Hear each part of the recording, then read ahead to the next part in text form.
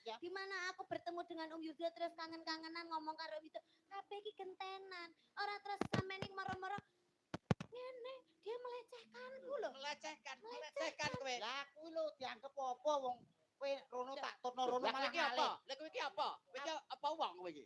Lah aku apa? Lho, Piye ta? Piye lho? lali. Karawak dhewe lali. Karawak dhewe lali. Lah iya. Dianggap dianggep sing rene sing ngakon sapa? Heeh. Wong aku ya ora ngejak. Panjenengan Ora ngejak. Pak Carik nggih. Ora Pak Carik sing dawuh. Kula Pak Carik. Lah wis sing ngejak sapa? Sisek. Apa itu sisek? Lah aku lho diomongi sisek. Gone Pak Carik wayangan lho. Oh iya, aku kosong. Siapa sisek itu?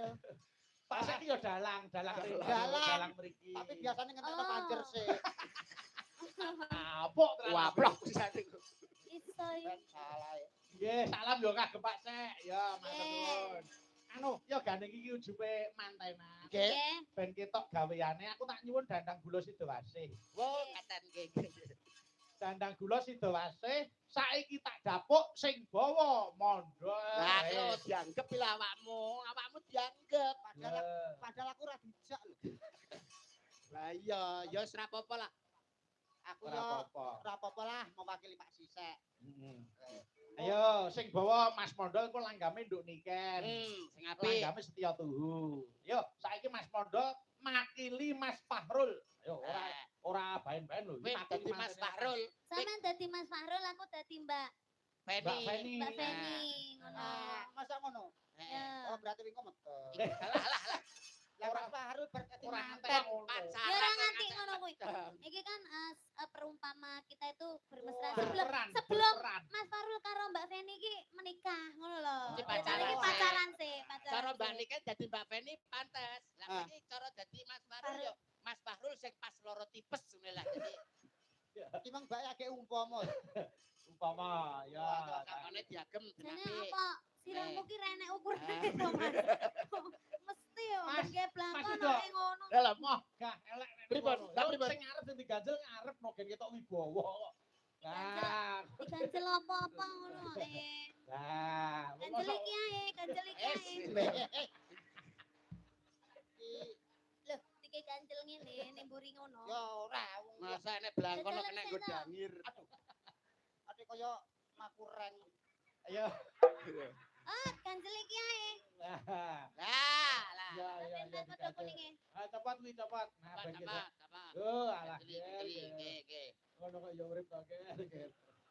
Kowe iki ben rupa kaya wong ngono lho ben didandani Mbak Niken iki ben malih. Ben malih wong. Heeh. Maune po kethek. Nah, Ora terus nesu lagi tuh. wis. Nah, kurang anu nganggo tungkak lho, anu disusut. Nggih. Ah, rada dengan ngono saiki. Kita tok rambutnya diponi. Heeh, nganggo poni. Iya. Poni. Itu apa rambut semi-semi blonde. Blondit. Lah, lagi roh bengi iki. Apa? Raya nek rendone. Ya, ya, bawa, Ayo, bawa. sing gagah, sing Bawa, gagah. bisa sih.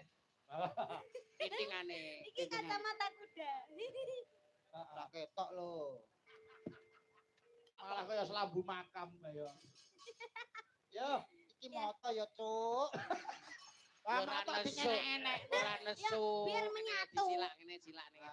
Oh iya iya, iki modele anu ki. Nah, oh Tintin, potongan Tintin ben pon ini juga. Tintin. Tintin. Tintin. Ayo, bawa dana kula Sidowasih. Eh, Mas, modal tining Alian Mbak Niken Salidri. Ayo, Mas. Pamit aku. Halah. Amin amin amin ya Allah amin.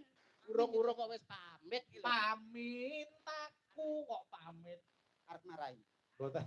Boten, Pak. Kaya pinter-pinter dhewe. Boten, Pak. Boten, Pak. Kaya suarane apik-apik kok. Boten, Pak. Boten, Pak. Dalange sombong ora omong.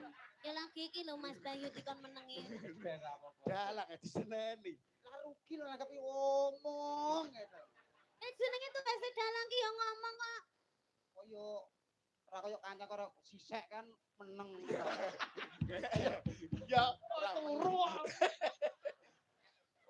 Ayo. Amin. Bayar marai. Wong kowe iki tak gandrung lho kok.